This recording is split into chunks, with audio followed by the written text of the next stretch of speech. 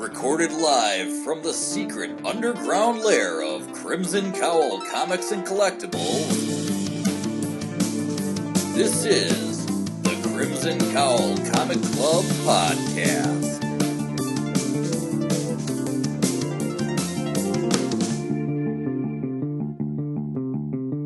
The following issues may contain spoilers. This is my boomstick. I'm Anthony. I'm David. I'm Dr. Kurt's dad. Welcome to issue number 344 of the Crimson Cowl Comic Club Podcast. Every time we record, we talk about comic books. On this week's show, we're going to do weekly reviews, which we go back and forth, talk about the books that we've been reading, whether they're new, whether they're old, we're going to talk about them there. And back, by popular demand, by our friend Shelley, we are returning the letters page. The letters page is an old segment of the show that I had to be reminded of several times because I couldn't remember it. And then we would talk about it a couple times throughout the week. And then slowly I had some memory of like, oh yeah, we used to do that. And now it is back, a letters page, which we're going to ask the question at the top of the show, but answer it at the end. So the question this week is going to be, what comic book universe would you want to live in? Feel free to get as detailed or vague as you want on that. Answer it how you want. What comic book universe would you want to live in? So we'll catch up with everybody's answer at the end with the letters page. But in order to get there, we got to first go through the weekly reviews. All right, first up for me is Super Mario Adventures. Inspired by the best-selling Super Mario video game franchise, is a collection of comics that originally ran in Nintendo Power magazine from 92 to 93. And if we're doing the math, I was in second and third grade at that time. And the peril-plagued Princess Toadstool is kidnapped by the diabolical deadbeat Bowser, but super plumbers Mario and Luigi hatch a plan with their new friend Yoshi to rescue her. Are the Super Mario Brothers plans a pipe dream? Can they stop the Koopa King before he forces the princess to be his bride? This comic collection is done by Kentaro Takuma, Charlie Nozawa, and translations by Leslie Swan. So, on Cartoonist by Night, we had our friend Dave Scheid on a year or so ago, and we talked about video games. I think this was mentioned where somebody brought this up, in which the old Super Mario Brothers had comic books that appeared in the Nintendo Power magazine. I was an avid subscriber of the Nintendo Power magazine. I don't have much memory of the comics at the time of that was brought to my attention, but I'm sure I've read majority of them. But this ran for a year's worth. There are 10 to 12 chapters. They're kind of broken down. There's some to be continueds and backups and stuff like that. But essentially it ran for a year plus like a month, I think. And immediately I went and purchased the collection. It's rather inexpensive online, so it didn't cost me many Koopa coins. So I scooped it up and it's been on my pile, but I figured, you know what? There's a brand new Super Mario Galaxy animated movie that's coming out, and it may even be out by the time this episode drops. So I wanted to get excited as I kind of dive into some more Super Mario content and revisit these old comic strips that I most likely read back in the Nintendo Power magazine. So this here is actually a giant story that is broken up throughout the entire year. It's not just a bunch of mini adventures. It has a bunch of to be continueds. If you're watching our video version, Crimson Cowl Comic Club on YouTube, you'll get to see some of the art examples here. And it's exactly what I would expect for very classic cartoony styles of our plumber characters. There's a lot of Japanese anime influence on there. You'll see some of that with some of the expression work. So here we go. Here's a shot of Princess there. And there's a lot of moments where they're all kind of screaming, and then you can see that their faces are kind of transformed a little bit, and then they get extra wacky and cartoony. But essentially this whole story is dealing with the fact that Mario and Luigi, the plumbers, are called into the Mushroom Kingdom as they are trying to fix all the pipes prior to the big princess's party that's going on. And as they're connecting the red pipe to the red pipe and the blue pipe to the blue pipe and all this stuff, suddenly all of these green pipes appear. And out from the green pipes, of course, comes Koopa and all of his goons. And what's cool about this is seeing a lot of stuff that are just kind of like very Super Mario World related. And that would have been the first Super Mario game out of the Super Nintendo era, because this comic collection also involves Yoshi. Now, the storyline of these characters, here's a good shot of Yoshi here in story as he kind of introduces himself. Um, what's interesting here is that these characters are meeting Yoshi for the first time, but it is basically implied that it's not like an origin story for the Super Mario Brothers themselves, Mario and Luigi, and they seem to have already acknowledged that they have many adventures in saving the kingdom, and they have this established rivalry with Koopa, and all of that stuff's going on. But definitely Yoshi is a brand new addition within the storyline of this here. There's even a little point at the end here that talks about. Let me just get here. Um, let's see here. The comics don't follow the storyline of any particular game. However, they do incorporate many characters from the games and even introduce some new ones. Now, a new character that's introduced, I had to do some Googling because I didn't know who this was, but as they're trying to understand Yoshi, Yoshi just says Yoshi, Yoshi, Yoshi. It's kind of like an I am Groot situation, and but they don't understand what that translates to. And they go into the Yoshi village, which is a cool panel here as you see all the different colored Yoshis all just kind of around and everything. But then there is a very interesting human character that is somebody who I had never heard of before. I had to Google, and it's a brand new character to this book. But they find out that this person here is Friendly Floyd. Friendly Floyd is a character throughout these comic strips who's jumping in to try to sell the Mario Brothers and other characters items. Like he's trying to sell them like toothbrushes and light bulbs and an electric ignition for their car, like all of these items, and it just kind of keeps he jumps in and out of this story, and the character himself doesn't really look a lot like what a character like you don't doesn't look like a Mario character. It looks like it's maybe like, oh, is this like an editor or a publisher that's kind of being like slyly put into the story? And ultimately, upon some light research, Google has told me it was a brand new character for this, and it sounds like he only existed for this.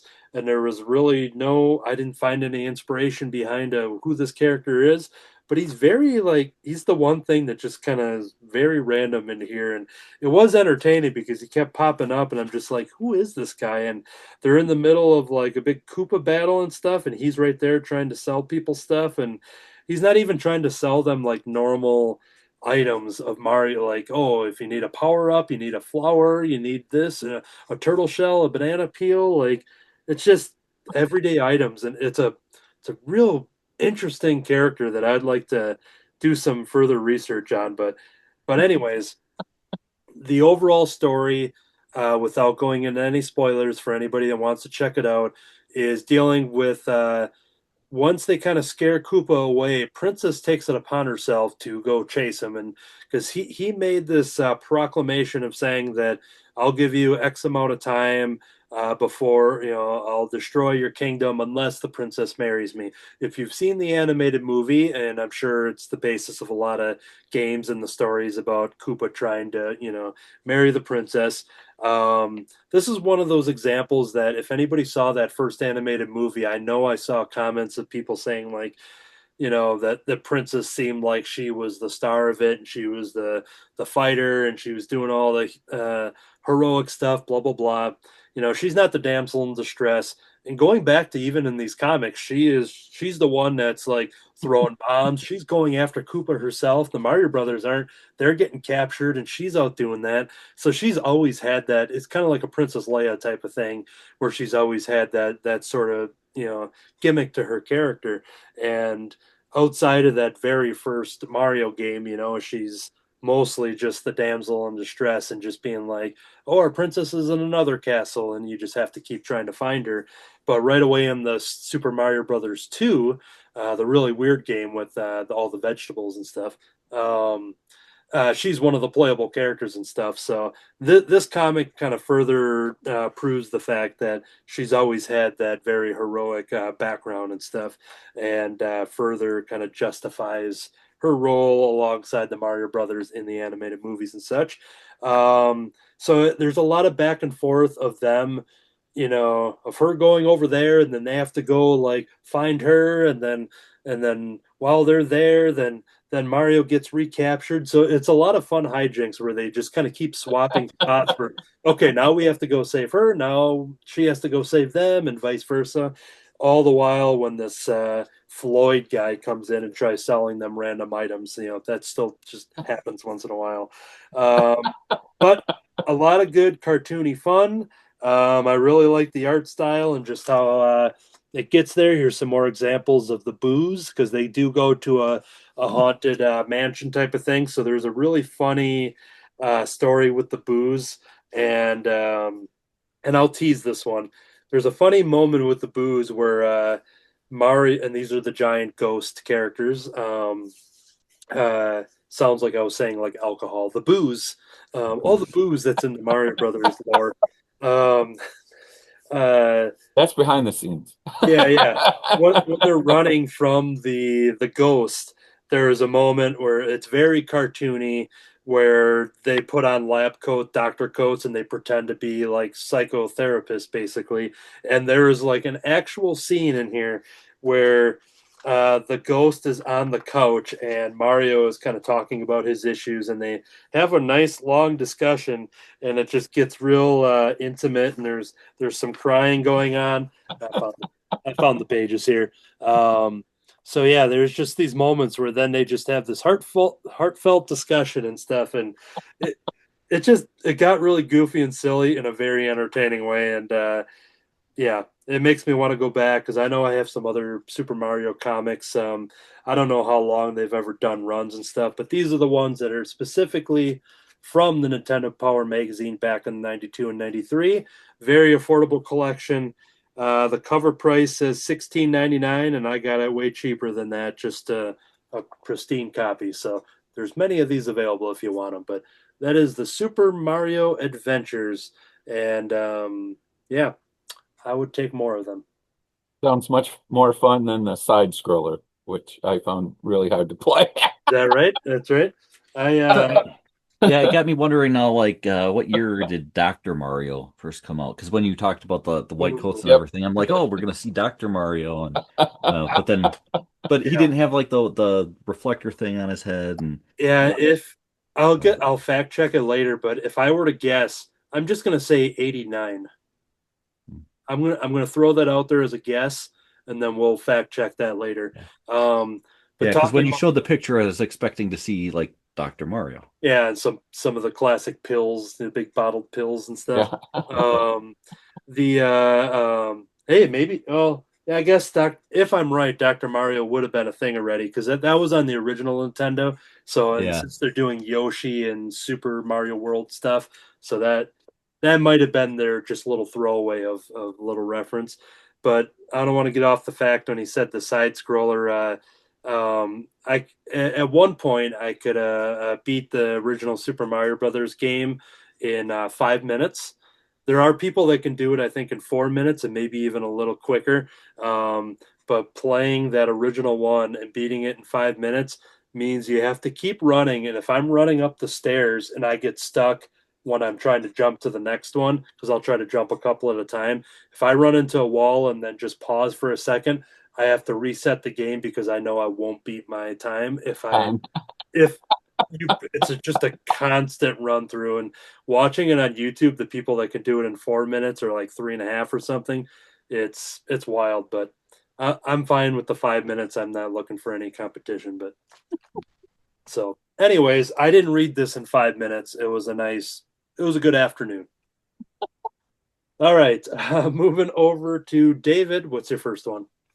All right. Well, the first one I'll pick up, I had a little bit more reason for picking up this particular issue. Um, that's because they have recently announced that DC is bringing back the younger child version of John Kent in the Superman books. Um, Not only are they bringing the young John Kent back, but they're keeping the aged one that they brought in um, under Bendis's run in Superman. That's when that whole thing happened. It was also kind of the end of my reading for a while because I just wasn't happy with the direction.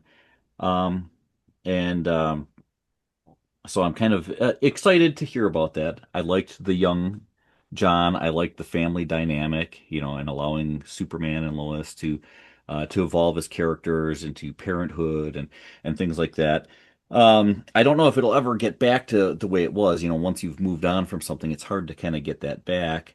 Um, and you still want to keep moving forward as well. So we'll see.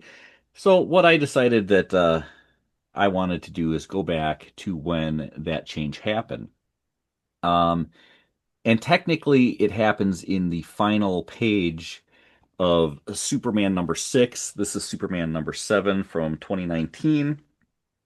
Um, the reveal of John's aging happens in the final page of the previous uh, issue, and this picks up right from there.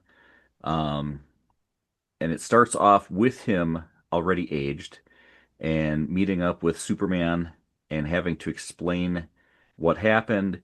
So then, this story is essentially a flashback to what happened. As Lois had gone into space with John when Jor-El, we recently found out that Jor-El survived the destruction of Krypton and that he wanted to take John out in space. He thought that, he should learn what's out there and help him, um, you know, being that he's half Kryptonian. So Lois agreed, but that she was going to go along. So this story is kind of like when they first go, and I will say that this issue itself doesn't get to the aging, but it kind of gives you the background of when the last time Superman saw his son as a boy before he had aged by 7 years. And that's kind of how it opens out is when he first, John had been gone in space for a while. He comes back. He's an adult. Um, and the other thing that I think is interesting about this, with the news that the young John Kent is coming back, is that we are still, they're keeping the older John Kent. Um, and I kind of had forgotten because they changed his outfit and everything in more recent titles, and I realized that his costume, um, when he comes back as the older John Kent. Um, it actually what they're doing with him now is going to kind of go back to this a little bit. They're keeping him around as a under the name Tomorrow Man, Mm. and it does look like the Tomorrow Man outfit is kind of similar to the original aged John Kent Superboy costume. The color scheme, they've got more yellow on it now, and they've got a lot of pouches on it. If you've seen any of the art and what he looks like now, I don't know why they're giving him like a full face mask. The hair's still there, but he's got the full face mask, and he's got a lot of pouches. So a lot of people are saying he looks very 90s like, and kind of wondering why he has this 90s look and why does he need all these pouches. I guess we'll see. But the costume itself, is reminiscent in a lot of ways of this version of the costume when he first appeared as the 17-year-old version of John Kent. And I had forgotten about that until I went back and looked at this issue. So this is telling that story of when they go back, and it puts Lois in a Superwoman costume, to help protect her when she's out in space. Oh, I was going to ask about that one. So And that's all it's for. She doesn't have powers, which is actually part of the plot. It's a plot point for the Mm. story, the fact that she doesn't have powers. But this suit offers her some degree of protection, being out there in space. Um, and what happens is she realizes that they're out there doing this stuff, and they're fighting, some aliens and stuff like that. And she's just really out of her element. She sees that John is in good hands with his grandpa, and decides to go back to Earth and leave John in the hands of Jor-El. Um, what we don't get in this issue is how that happens. The actual aging, other than a brief explanation at the beginning, how it happened. It involves a black hole and some things there. Um, but where it kind of leads you by the end of this issue is John discovering shortly after Lois goes back to Earth that Jor-El, just showing you some of the art as they're attacking some of these aliens, and um, that Jor-El is off his rocker, and it seems like him doing this stuff when Lois was around, showing that he was responsible and helping John, using his powers and stuff like that. Um, it seems like maybe this was just an act, um, so that Lois would feel confident in leaving John with him. So she does decide to go back to Earth. I won't really tell you more details about that in case you haven't read this, and want to go back and do it. This essentially is the start, though, of the story on what happened with John, how he got to being, a 10-year-old kid to being a 17-year-old teenager, um, in the time that everybody else lived 3 months.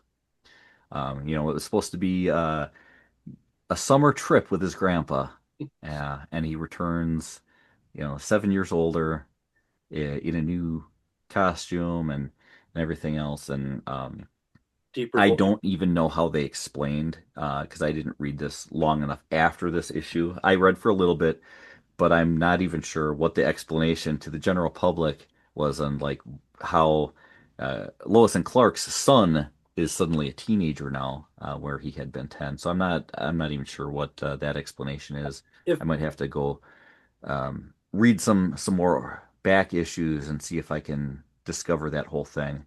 But essentially, going back and revisiting this was my way of preparing for the return of the young John Kent. Um, Again, I know that Bendis was the writer on this. This is one of those issues where you have to search for all the credits. I think they're way back in the back with some of them. So, I think, yeah, some writers like those the credits at the very end. yeah, I know way in the very final pages where you get like all your publication notes and whatever. I'm not even sure where they put all the other notes in here. It wasn't right up front. They kind of bury it in there, so you have to search for them as far as the artist and everything. But this was towards the beginning of Bendis's run, and it's the start of him initiating some pretty significant changes in Superman and his the Superman character, Superman's whole world got kind of flipped upside down under Bendis for a while there. Um, and I think a lot of that was largely undone after Bendis. And so John's aging was kind of the big Reverse. thing that stuck around. Uh, Um, so I will say there's a lot of Superman characters out there right now, and it seems a little crowded in the Superman universe with all the different Superman characters. But for those who were happy with what Bendis did in aging, and having that older John Kent, hopefully this is a rare time that people who were fans of the young John Kent and the older John Kent will both be happy because you get both. And we'll see over time how that plays out. But I'm curious to see where it goes and how this change, bringing a young John Kent back, changes the Superman family dynamic. What we will get out of Tomorrow Man, maybe we'll get an explanation for his chest symbol because it's not an S and it's not even a T. It looks like something that you would find on like a version of a Nightwing costume or something like that. It has a Bat Family kind of feel. In fact, the mask and everything kind of reminded me of the Elseworlds Well, I was going to comic. say maybe that's why he's got the pouches now. It's bat envy, so he can It pull things. really, yeah, it's Batman like. And Dr. Kurtzstad, you might be familiar with the comic, the Elseworlds one Yep, I did read the uh, Elseworlds one. where Kal-El is sent as a child and is actually found by the Waynes and raised in place. There's no Bruce Wayne. Yep, It's Kal-El is raised as Bruce Wayne. yep, Um, and that's kind of that look with yep. the full face mask and everything.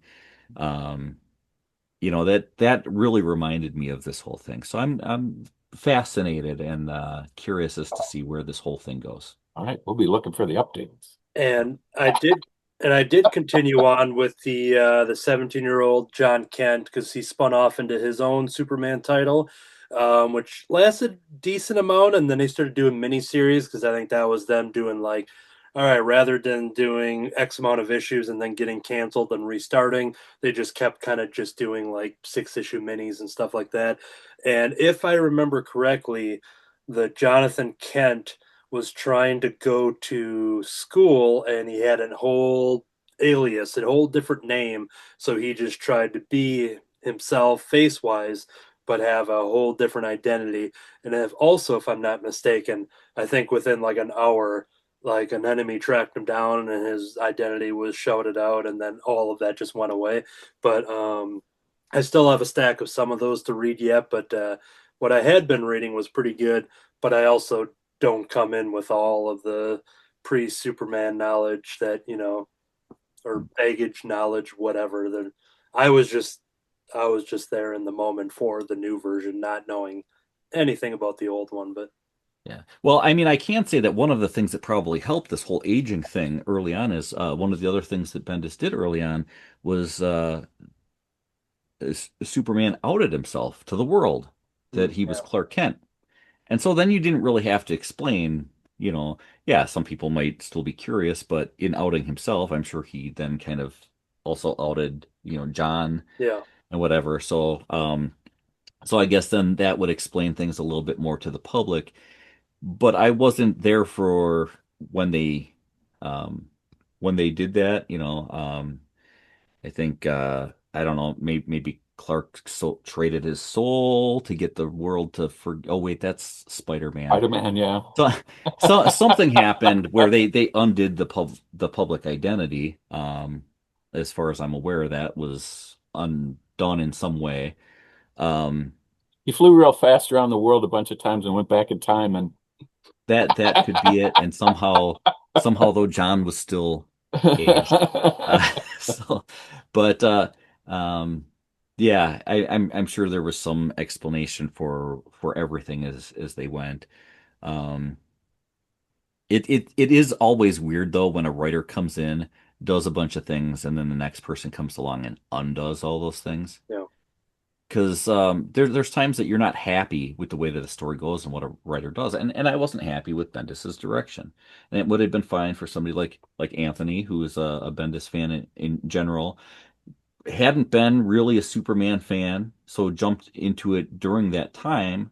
Um, so you didn't have that same kind yeah, of reaction where it significantly changed the character that you'd been reading for years, whereas it had that effect on me where I kind of went, change is good. I like an evolution in a character, but the changes that they made during that time just I wasn't really on board for it, and I just kind of went, well, I'm done with Superman for now.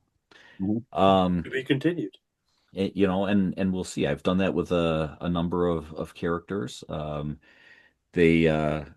was always an X-Men fan, but there's been periods of X-Men where I where you went, just you go, know, this really oh. isn't for me right now. The whole Krakoa era thing. That was a That tough one for me too. I couldn't go there. it killed the X-Men for me, and I still don't know if I can go back, but it really depends on what they've done with it.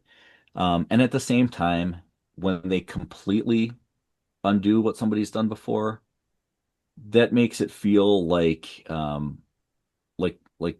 stories can be meaningless, and it really takes that away. So I would much rather them change things, eventually get back to the way it was without undoing somebody else's work. But you know, we'll see, and we'll discuss some of that a little bit more later in the show. Hmm. Hmm. Huh. All right. Let's jump over to Dr. Kurtzstad. What you got for us? Well, I was doing some research for that you'll get down the road a ways because I didn't get all the pieces I wanted for it. So, but I was looking into Jack Kirby's stuff. And Jack Kirby, along with Stan Lee, is probably the name in comic books people are most familiar with. And there's lots of debate about what was his best work. Was it Captain America? Was it Thor? Was it the Fantastic Four? Was it OMAC? But in 1970, he did something that rocked the comic book world. He moved from Marvel to DC. And he did that, I think, in part because DC was going to allow him to do the one project he really had wanted to do for a very long time. And that was to create what's become known as the Fourth World. Now, they got that name from the fact that the first world is the old gods. The second world is like the Asgardian Olympian gods like we find in Marvel. The third world is human superheroes and the movements of humanity. And the fourth world then is the new gods. um, and he built his fourth world sort of storyline on three different titles. And I'm going to give you a little bit about each of them as we go along. I also got the reason I started out on it is I had a copy of the new gods, but it's all in black and white. And you miss something if you don't get all the color. So I ordered it on Kindle and Color Plus. We'll get to why else I borrowed it in Kindle a little bit. The New Gods focuses primarily on this guy on the cover. Orion is the central character in the New Gods stories that we have. The reason he does is as this story unfolds, as you go through the story here, I have to move forward a little bit here. What happens is the very first picture in the New Gods story is this one. I don't know if you can see it very well and that's Asgard blowing apart. The end of that period of the gods. So Asgard is destroyed, but from Asgard, two new planets form. One is called New Genesis. It's an idyllic, beautiful sort of world with shining, caring people led by Highfather, who is their leader and has the most power of anybody on. And the other planet is called Apocalypse. It's an ugly world filled with destruction and anger and all kinds of things. So, as in the more modern storytelling method, we start out then with these worlds are fighting on Earth. There's a war going on Earth between New Genesis, Apocalypse. Apocalypse is the planet that started it, led by Darkseid, who has become a common sort of character in DC Comics now as the big bad guy everybody's always fighting. So Orion is sent to Earth to be the kind of advanced force to stop Darkseid's attempt to conquer the Earth. Along with him goes his good friend Light Ray, whose powers are based on light. He can move at the speed of light. He can project light beams, things like that. And we see in this, we have this sense that the people on New Genesis are, for the most part, nicer, kinder than the people who are over on Apocalypse. But as you watch these early parts of the story, Orion is pretty brutal. When he fights, he goes all out against everyone. There's an anger that's produced within him as he moves forward. And as you move through the story, what you find is that before they started this war on Earth, New Genesis and Apocalypse had been at war between each other. In fact, they had almost destroyed each other in this war, and they came up with a way to end the war. What it required was that each side sent the son of their leader to the other side as kind of sort of a hostage against them doing anything. So it turns out as you go along that Orion is actually Darkseid's son, who was sent over to live with Highfather. And so though he's been kind of, had the upbringing on New Genesis, he still has that natural, aggressive, angry reality that drives him as the son of Darkseid. So we get that sense finally going on. And on the other side, Highfather sends his son, who they call on Apocalypse scot-free, and we'll get to him a little bit later in this, because that's one of the other titles that becomes a part of what's the new or the Fourth World series. So what we have in New Gods is primarily Orion fighting this war with Lightyear working with him, and a few people on Earth who also know about who he is, fighting against the forces of Darkseid. And Darkseid continues to send more and more powerful beings into this fight on Earth. One of the things that's kind of mystifying, it does kind of come out later in some of the DC continuity, is why is Darkseid so intent on taking over Earth? What is it about Earth that has made it the battleground between New Genesis and Apocalypse? And we never really get an answer. I don't think, as I've read the New Gods series, you never really get an answer to that question. So the battle continues on through the comic, getting more and more brutal until Darkseid's other son, Caliban, oops, I lost the page there, went back a couple, comes to Earth and has an encounter with Orion, and they fight it out. At the end of the whole series, they have a titanic confrontation in which finally Orion wins the fight, but the comic suddenly ends with the words that there's a prophecy out there that Orion will eventually face Darkseid on Apocalypse in the fire pits, and that will determine what's going to happen. So the problem is that after 11 issues, the publisher at DC didn't like New Gods, and so it was canceled. This series that becomes like the basis for all kinds of stuff in DC later on was just dropped. And so the reason I bought the Kindle version is that in 1985, one of the publishers said, well, let's give Jack Kirby a chance to finish up the story. So he came back and he did 2 issues that kind of established the end of the New Gods set of stories. The first one takes us to the battle between Darkseid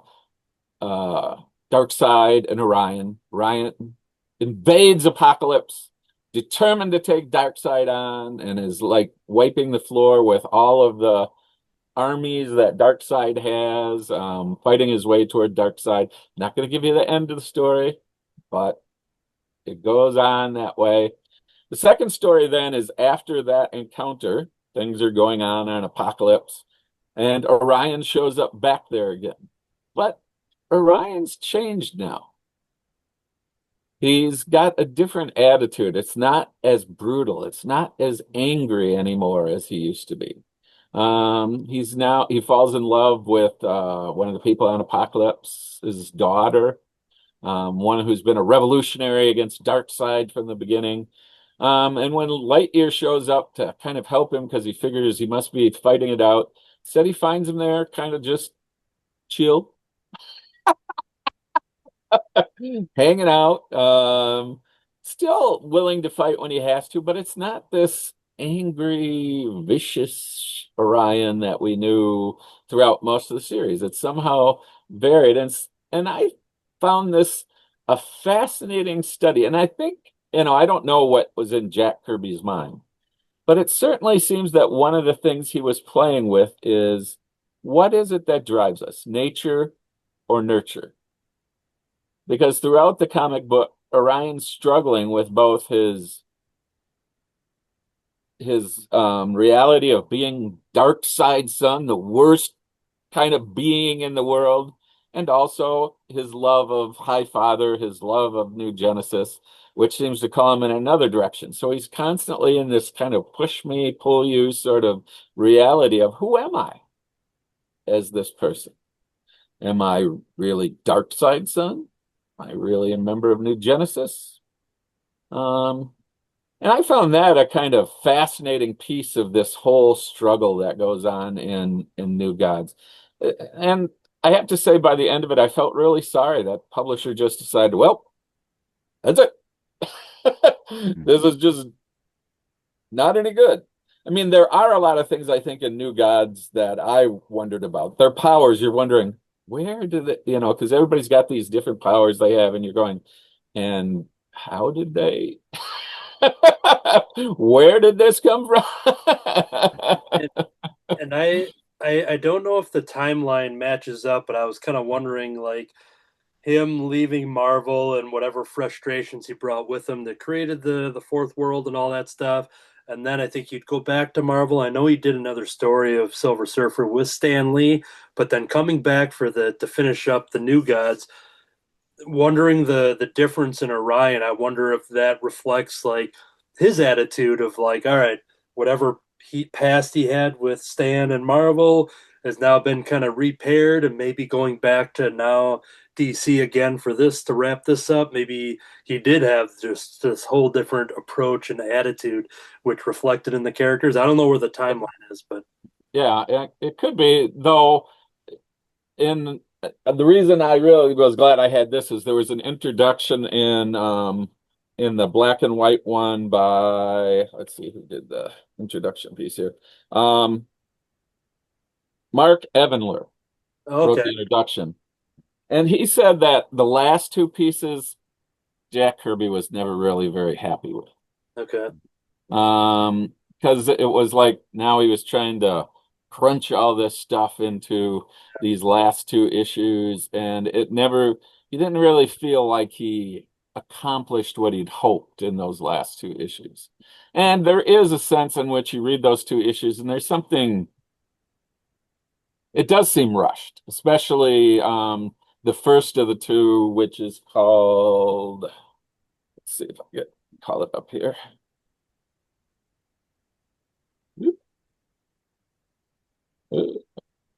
See, it'll put things on ebooks and you just can't get to them as fast. And as you look for it, do we know, maybe you guys have the answer, was Eternals first or New Gods first or vice versa? Because weren't they very similar type of things where did he go back to Marvel after DC and then like, oh, now I have the Eternals? The Eternals, I think, are a later development in the whole process of how So this maybe works. that was his, like, all right, I did the New Gods thing, but now I'm going to do a New Gods type of thing with the It Eternal. could be with the Marvel sort of setup. And in fact, it's interesting. At times they call the New Gods Eternals. Okay. Sometimes in the New Gods book itself. So yeah, there may have been some connection to those two. The one that came first was Even Gods Must Die. That was his title for the one where Orion finally is on his way to take on Darkseid to fulfill the prophecy. But I thought it was really the other interesting part of it is the action that takes place on Earth takes place in Metropolis. But we never see Superman. We never see any other hero. And that is funny because later on in comics, there's the Superman Darkseid thing where Darkseid kind of becomes like the Superman villain. Yeah. So there's been a number of storylines involving Superman versus Darkseid throughout the years. One thing I was going to ask, and I don't know if the answer to this gives anything away, but DC's got this thing, related to the New Gods, and I think it's a driving thing with Darkseid is the anti-life equation. Is that a concept that's introduced right away? Yes, it is. It is. Okay. It's less in New Gods, though it gets introduced in New Gods that Darkseid's looking for it. In fact, the story starts with Darkseid having grabbed 4 humans who then end up working with Orion while Darkseid's on. But part of the speculation is, did he grab these people because he's trying to get the that formula out of their heads? Yeah. Now, granted, I hadn't read the New Gods, but it's there's so much usage of these characters and concepts throughout the DC universe at this point, which does make it kind of funny that it got canceled because they're like, oh yeah, we don't like this. This isn't any good. It's not going anywhere. We'll just cancel it. But I thought, and I might even be mistaken, but I thought that the interest of Earth was that perhaps Darkseid thought that the secrets, to the And anti-life that does equation. come out a little bit more in the next review. So Okay. stay tuned. All right.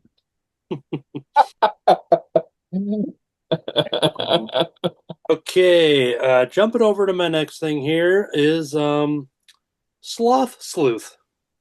I'm only going to say that one time. Yeah, it'd be hard more than once. Yes. All right, here we go. This book, which the title I just said, Welcome to Winklefuss. Don't get too comfortable. This tropical paradise is crawling with criminals. Luckily, Paz, the world's smartest sloth detective, lives here too. She can solve the toughest crimes in her sleep, and often does.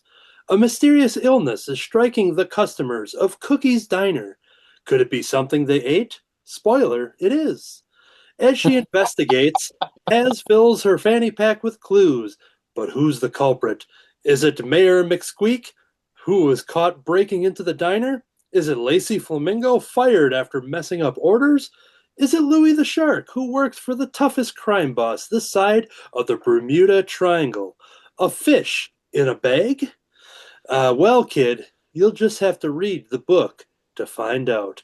This is done by Cindy Marco. Cindy is the only credit in the book, so I assume the writing, the art, the colors, the letters, everything is done by Cindy. This book, Sloth, Sleuth, is something that I saw in the pre-order catalogs probably last year, sitting on my pile waiting to be read, and picked it up today. Has a lot of good explanation right in the beginning.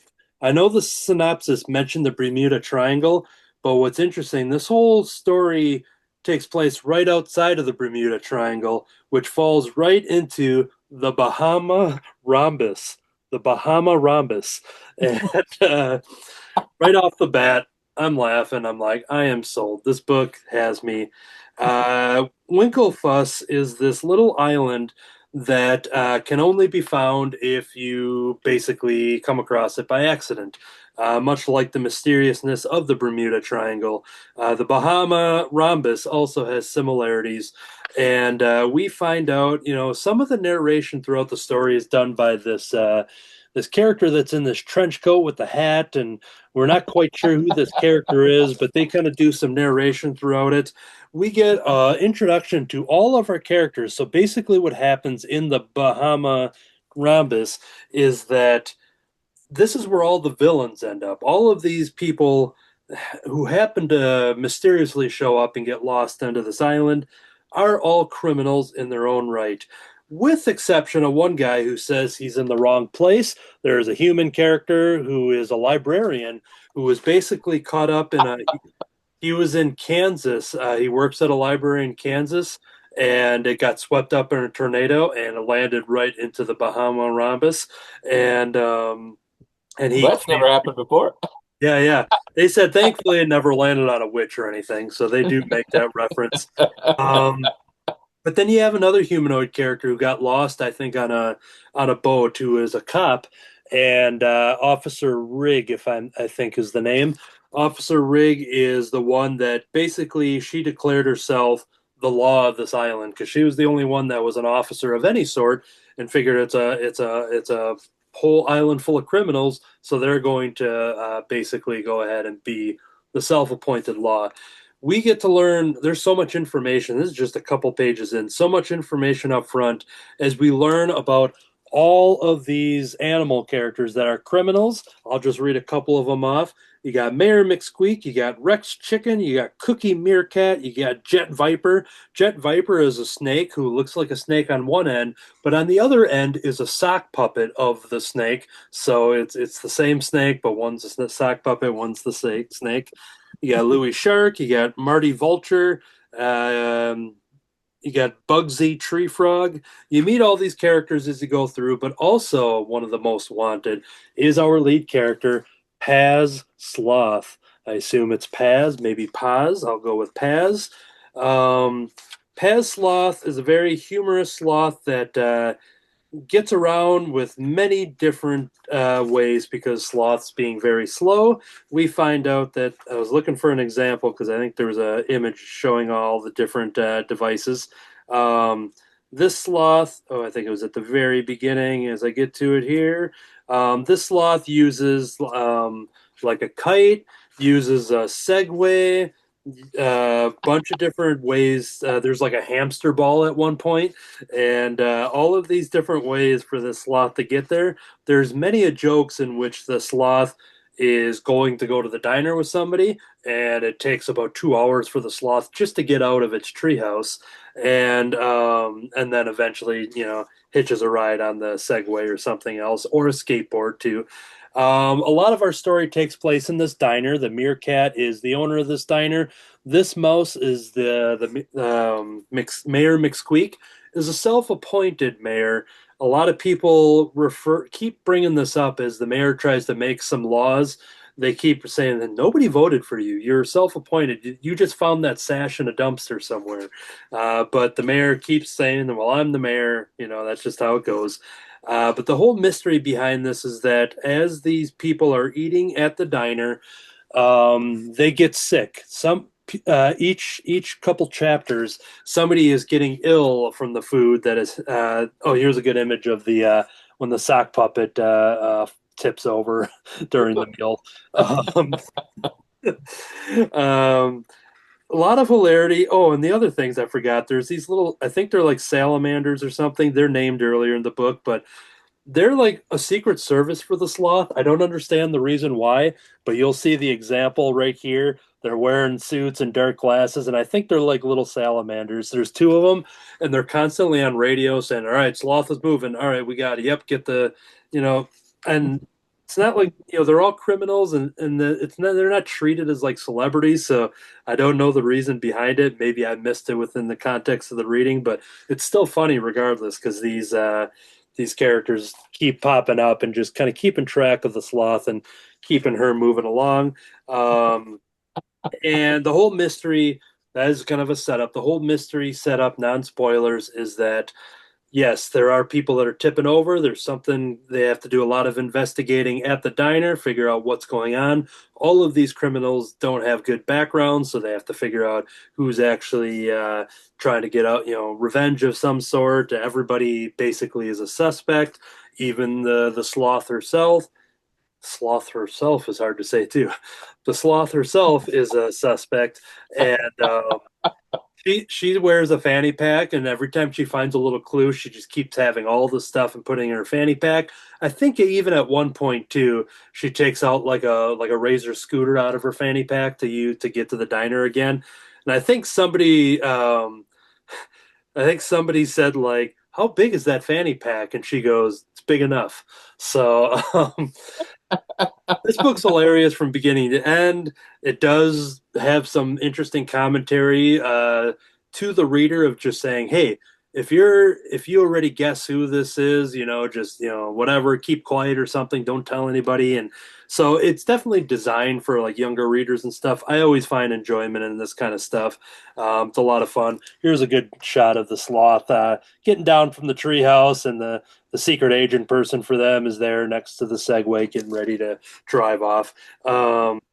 And throughout the graphic novel, the sloth is getting messages from that mysterious character in the beginning, basically extra little clues and tips and everything like that. And I'm going to see if there's just another fun image to share, but that is overall the setup. It was a lot of fun. It's maybe 150 pages or so. Um, it's definitely one to read to the kids. There's a lot going on. It's not like it's dealing with a lot of like small words and big word balloons or anything like that. So I don't know the exact age range that they're going for this, but it is definitely all ages friendly. But yeah, it's yeah. I thought it would say on here, but yeah, it's good for everybody. But yeah, this was a ton of fun. I have to look in to see if there are more books in the series, because it could definitely lend itself to doing that, and I enjoyed it that much to not only seek out to see if there are other ones, but it would definitely be ones that I would pick up a copy here and there, and keep in a stash to gift to some kids in my life and stuff too, because Sleuth is a fun time. And yep, I'm just going to give one more shout out to the awesome name of the Bahama Rhombus. I just love Bahama Rhombus. So there we go. That is Sleuth. And check it out. That is Do from you have a mystery that you're not in a hurry to solve? Call Sleuth. Which is funny because they do mention just how much time has gone past. So even though people are just being, He's really slow and thorough and looking over those clues. There's even a chapter. It's not a story spoiler, but it gives you the kind of humor that it kind of dips into. That cloaked character in the beginning even warns the reader, saying there's some sloth facts in here. It's something which I assume is true because it all sounded pretty true. And one of them, it said that sloths apparently go to the bathroom one time a week. And there are other facts that I knew were true in there, talking about the algae on them and stuff like that. So I assume that's true. And that's played into the story where when we get to that moment where it's just like, oh, it's that time of the week for the sloth to go to the bathroom, our cloaked character even tells, saying, hey, feel free to skip a couple chapters if you need to. And it's just them. It's them on the toilet. It's not it's all hilarious, but that's when they do all of like the red string detective work where you have the Okay. So all of that is being done. I wonder if I could find the image real quick. All that is being done while the sloth is on the using the bathroom. I've got to read this one. So it's there's so much stuff going on. Oh yeah, I'll just show this because I don't have the red string one, but there we go. Just to show the exhaustion after the couple chapters. But it's funny that they even say, yeah, feel free to skip a couple if you need to. This is going to take a while. So, anyways, this was a delight. Sleuth. All right. And in 17 seconds, and in 17 seconds, we'll start saying 6 cycles of Sleuth. I'm not going to attempt that. No. All right. David, what's your next book? All right. Well, I decided I'd go even further back in time. Um, Figured I'd check out something a little bit older, something that I haven't read before. So I found myself an old copy of Sergeant Fury and his Howling Commandos. This is issue number 24 from 1965. And while we have no Jack Kirby art, this was written by Stan Lee. Um, Written by Stan Lee, Army vet. And these Uh, comics were loved by our Kirby himself. So Penciled by Dick Ayers, Air Force vet. Inked by Frank Ray, Air Force vet. Lettered by S. Rosen, teacher's pet.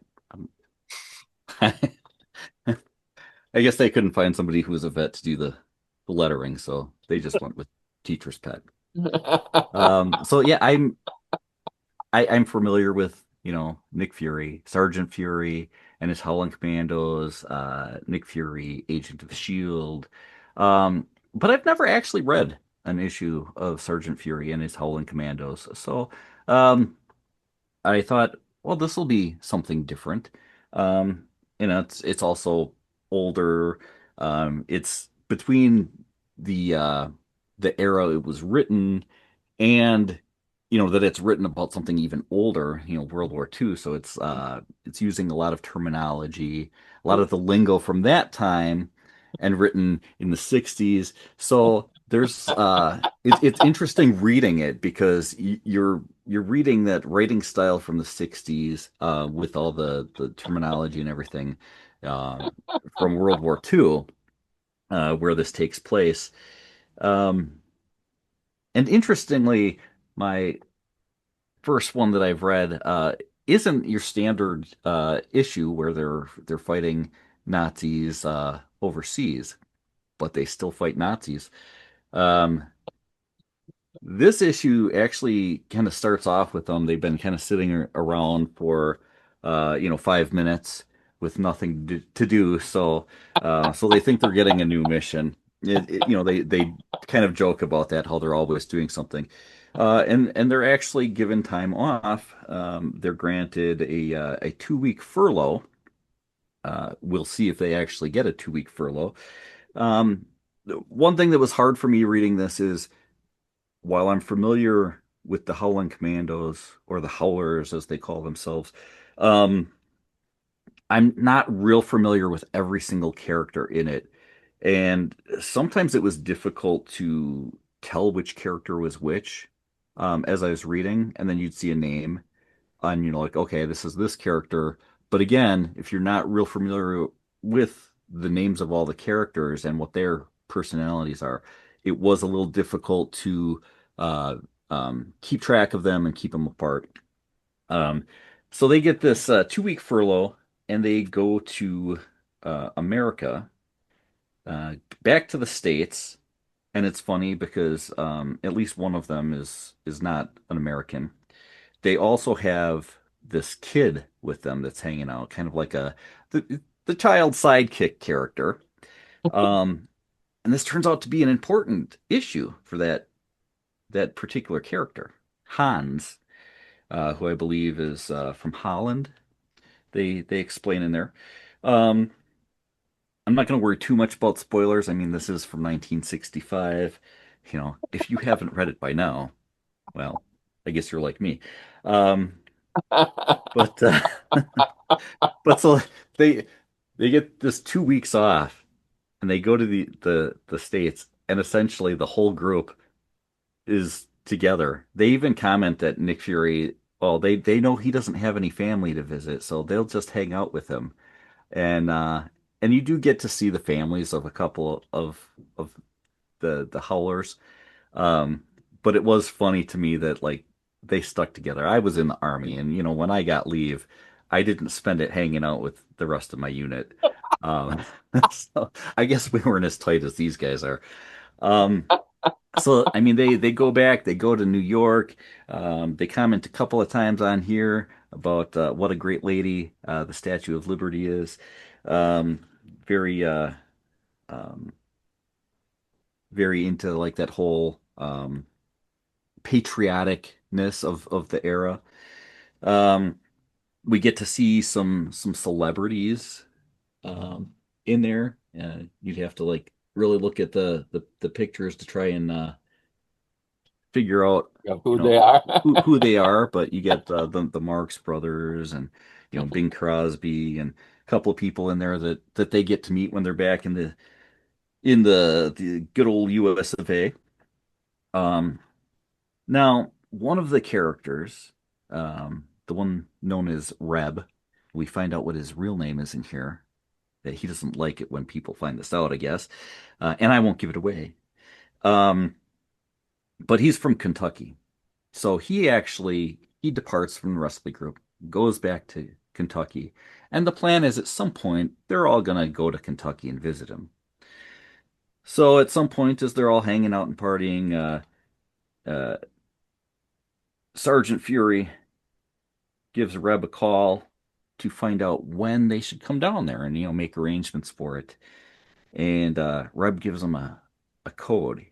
Um, he managed to put condition and red in the same sentence together, tipping Nick off to, oh, there's something going on, and he couldn't tell us what it is. And as it turns out, his family's home has been taken over by Nazis. Nazis who are there to steal something having to do with the uh, the Manhattan Project. Um, and nobody knows at this point what the Manhattan Project is. The Howlers have no idea what it is. Um, they're just they just know that there's something having to do with the Manhattan Project is being stored in a place in Kentucky. And so the Nazis are trying to get it because they're trying to get the secrets of the Manhattan Project. Um, and the Nazis in this case are led by their commandant, who I really think looks like somebody drew Ronald Reagan being de-evolved into an ape. And Oh, you and it's could make really that comparison. and the really funny thing about that is that he's commenting on the Howler's lack of intelligence. As they give him this kind of this dumb, primitive look to this character, and he's commenting on they're sorely lacking in intelligence. Um, so I thought that was funny. Um, you get uh, you get to see Hitler in here as they call Hitler about their progress in Kentucky and tell him that they did have some commandos that they stumbled upon, but they captured them. And Hitler gets upset and he says, "Well, you can't capture these commandos because they'll escape and whatever. You have to kill them." So they're about to do that, and then old Nick Fury decides, well, they can't wait any longer. They got to spring into action and attack their captors. Of course, they have Reb's parents as prisoners as well. So they have to be very careful as to how they do this. And so Reb and Dum Dum Dugan split off to go rescue Reb's parents, while Nick and the rest of the Howlers are, you know, fighting these Nazis that they mention many times that they can't beat them because they're outnumbered, and yet here they are. Now they got two guys that went off separate, and And they're they still still managed holding to their beat the own. Nazis. But at a cost, there is a cost. One of the group is shot and wounded in the battle. Um, I assume everything turns out later. We don't really know. We know he goes to the hospital. The rest of the Howlers get called back overseas, only a few days into their 2-week furlough for some top secret mission, as Nick Fury's handed this briefcase and told he cannot open it until they're 3 hours into their flight. So they leave Dum Dum Dugan in the care of a Kentucky hospital with his wife flying down to see him. And that leads us back to Hans, the little boy sidekick character. Whereas several times throughout this issue, it's commented about how dangerous it is. You know, Hans can't join the Howlers because it's dangerous and he's just a kid. Um, for some reason, they bring him along to the United States with them on their, on their trip back there, and he hangs out with them. Um, and there are, these comments throughout the issue about his age. And the Nazis don't pay any attention to him. They forget about him, allowing him to escape because they kind of forget about him. Like, who cares about some kid? Um, but in the end of the comic, and I don't know whatever happens with Hans if we get more Hans, but they actually leave Hans in the care of Reb's parents by the end of this. So I don't know how long Hans was a character in this book. I don't know if he comes back. But it seems, like I got the feeling that he had been around for a while as this well-known part of the Howling Commandos, as this kind of sidekick character. And they do this like kind of responsible thing at the end. After doing all this irresponsible things with this kid, they decide to finally leave him in the care of some it shows they can learn. some adults, and they're like, hey, we're not going to drag him back into this. We'll leave him here, and then after the war, then we'll worry about trying to find Hans's father and reunite them. So potentially a happy ending somewhere down the road. But I found it was an entertaining issue. I found it kind of humorous, just the way that it was written. Like I said, the style of the 60s, and you know, all the terminology and everything. The artwork of the era. I mean, because it really is. I mean, you can look at it and you know that you're reading a comic, from Yep. from the 60s, like really early Marvel stuff. But yeah, it's a little confusing on trying to keep up with the characters, but overall, I enjoyed it as a first issue that I've read of Sergeant Fury and his Howling Commandos. There's some more issues here, so I'm gonna have to dip into those and see what it's like once they get back to him. Unfortunately, I don't have issue 25 here to look at to see what was What in that those what that briefcase, special mission was. but if I jump ahead to the next issue, about 9 issues down the road, maybe there'll be something there that gives a clue as to what they've been up to during those issues that are missing. So, anyways, always good to see some of our boys punching Nazis.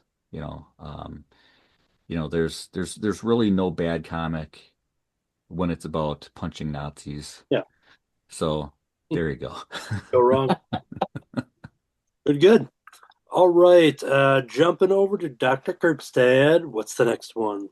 Pillar number 2 of the Fourth World was Jack Kirby's Forever People. Talk about having the signs of the times over and over. The Forever People are called hippies. What they actually are young, new Genesis people who live in a place called Supertown. And they come over to Earth because Darkseid has grabbed one of their numbers. Beautiful Dreamer. He's grabbed her because he thinks she has the anti-life formula. Yeah. And so they're coming here now to rescue her from Darkseid. So what we have is Big Bear, this guy here. Big Bear is super strong, super durable. He's surrounded by what's called heavy atoms, which make him strong and durable. Trying to remember, this is Seraphim, the guy who looks like a cowboy there. In his hat are these little cosmic pills that he can use to do various things like run machines, supply energy, heal people, and he'll just pull out the one he needs and use it for whatever purpose that he wants to. This see, I'm trying to remember the names of all the other ones. This is Moon. I'm trying to remember what. See if I can find all the names here. Oh, Mark Moonrider is this one with kind of the headgear. Looks a little bit like, maybe a little more like a superhero than most of the other ones. His power is he has magna power. He can use magnetism to trap people, to move things around. And the last character is called Black Vinnick. And he is a strong fighter. He can also manipulate the atomic structure of things. And so these are the guys who have gone to find Beautiful Dreamer, whose power happens to be that she can read people's minds and create illusions based on what's in their minds. So they're off trying to find her. First person they run into when they land on Earth, and they're riding, see if I can find a picture of it. They are riding this really cool, souped up motorcycle that moves across the atomic stream, so it can move through space. Came to here to Earth on it, down one of the boom tubes. And so they almost run some people out. They almost kill some people. They run their car off the road when they appear suddenly here on Earth. But they rescue them, and they kind of make friends, and Guy takes a picture of them all here at the bottom. And who do you think he takes this picture to? Jimmy Olsen. So we get a tie-in to Jimmy Olsen, and in fact, we also get a tie-in to Clark Kent, who was there at the time and sees all this. And Clark's kind of having a moment in his life in which he feels alone. Here I am, this super alien guy. Nobody really knows. I'm not really close to anybody, really. And so he wants to go and find these people because he's heard they come from Supertown. And maybe if I can get to Supertown, I could find some other people like me. So the first issue of Forever People really centers around Superman being there when these beings from Apocalypse show up and attack these Forever People from Supertown on New Genesis. They send beings that can control gravity. They in fact have Superman all pinned down and he can't do anything about it. And these kids come along and they have the power. One of the things I didn't talk about in the New Gods is one of the things they've developed on New Genesis is mother boxes. They're like sentient computers almost that can also channel energy, create transportation tubes between places, do all kinds of things. Well, this group, if they all put their hands together up on the mother box there, they show them doing this ritual and scream out the word Taru, they all merge into Infinite Man, who is drawn from another dimension, has all kinds of power of strength. He's almost unstoppable. And so he becomes the way that they can win this first battle against Apocalypse's forces. And then Darkseid shows up. Well, here I am. You guys are looking for me? And he has Beautiful Dreamer with him and says, I can't get anything out of her anyway, so here you go. You can have her back. But he's also planted a bomb on the table that he's brought her in on, and so he disappears. The bomb goes off, but Superman saves her, and Infinite Man flies off with them. Superman is given the opportunity then to go through the boom tube to get to Supertown, but all of these people from New Genesis tell him, but the war's coming here. If you go there, then you won't be here to fight this war with us. And finally, he's going down the boom tube to Supertown, and then decides he can't go. He's got to go back to Earth. So it turns around, and that's really the last time we see Superman in forever. People comic. So then the comic basically follows them trying to defeat various people from Apocalypse. One is Mantis, who has insect powers that they can use, and also trying to find people that Darkseid's grabbing.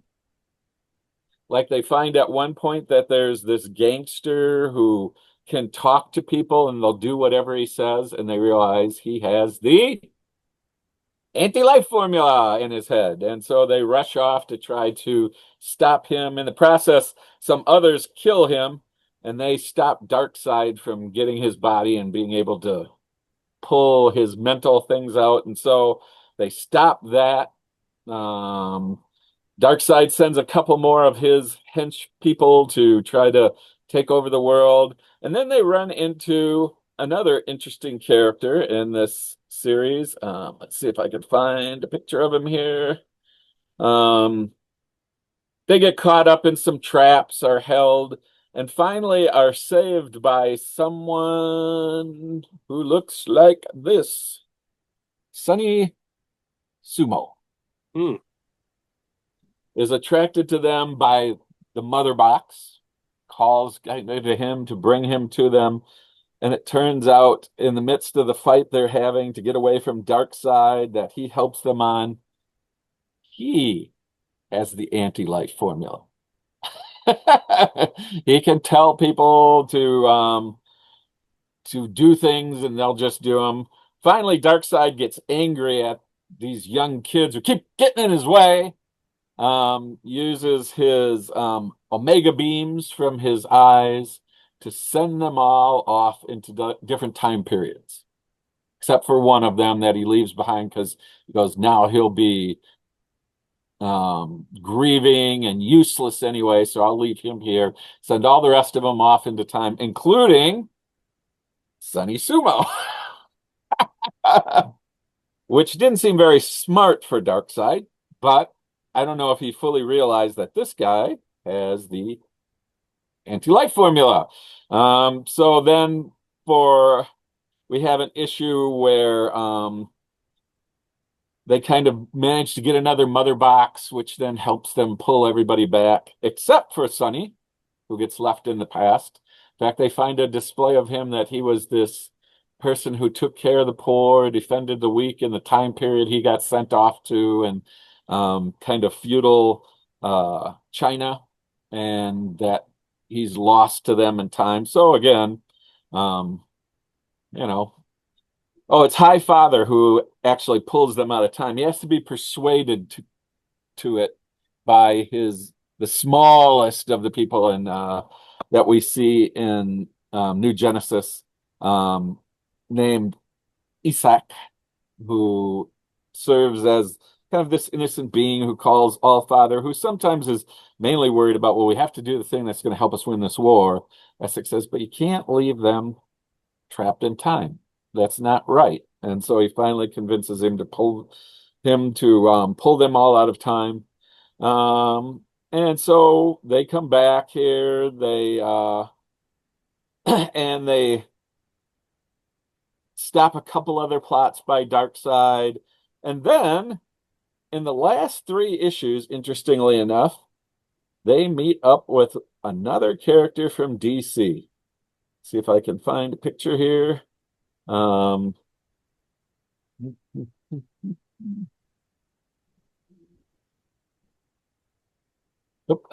pulled the turned. Hit the page again.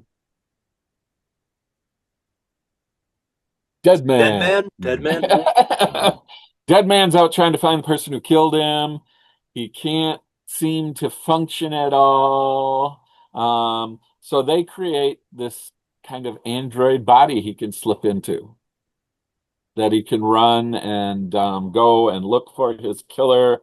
There's a whole segment where they're trying to follow leads on who his killer is. It leads to some people who are tied to Darkseid, but some who are just gangsters who turn out to be part of part of the whole story of what happened to Deadman. So we get a little bit of Deadman's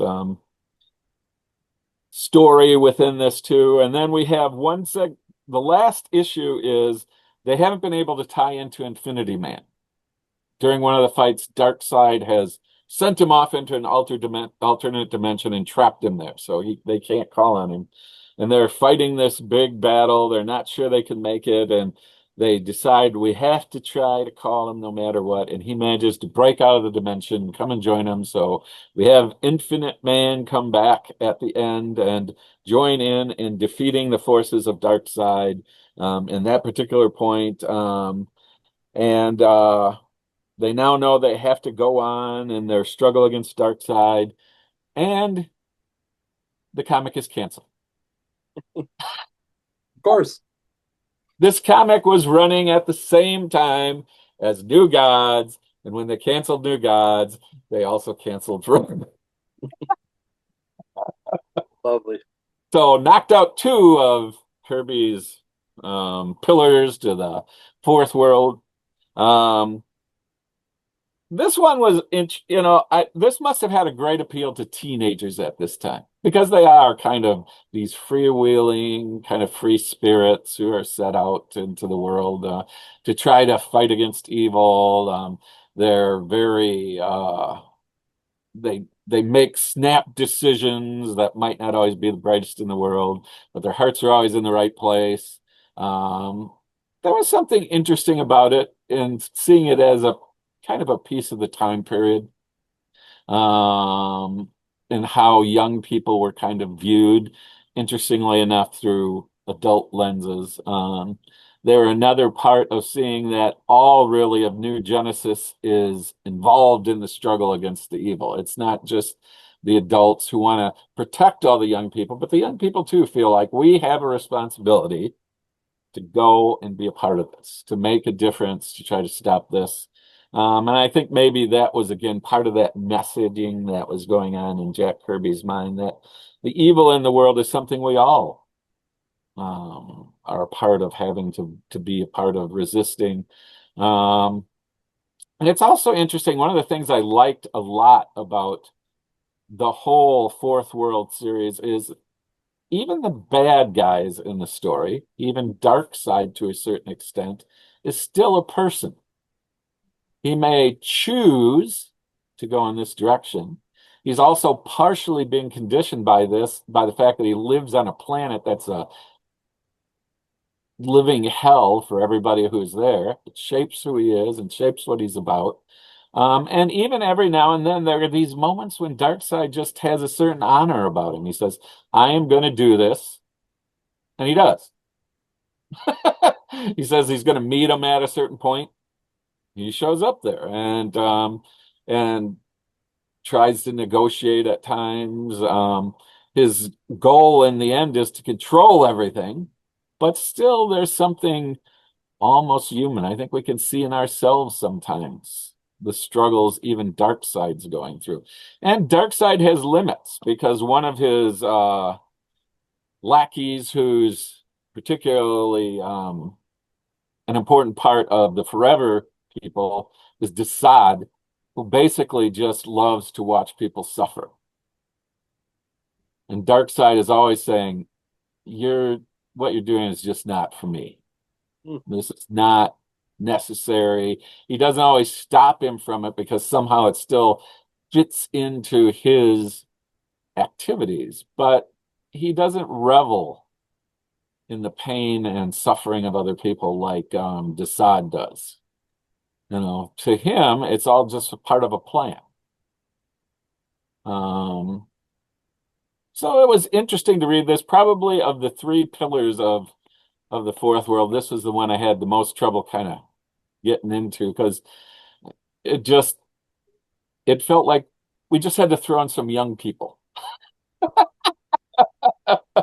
And maybe that's a good thing, who knows? But it seemed to have less of the weight of some of the other pieces that were part of it. But again, I think it was all of what he did with Fourth World, I think, was really interesting and really had potential. And I'm not sure why they pulled the plug so fast on it. And again, the Forever people have showed up occasionally, other DC pieces. I think Superman's run into him a couple times, and I think maybe even Superboy ran into him once or twice. And Yeah, you I know, think actually the first thing that I read that featured them significantly was I was trying to remember. It was either Superboy, like the Connor Kent version, shortly after he first appeared, or maybe even Young Justice. One of those actually had a couple issues that featured the Forever People, and I think that the first big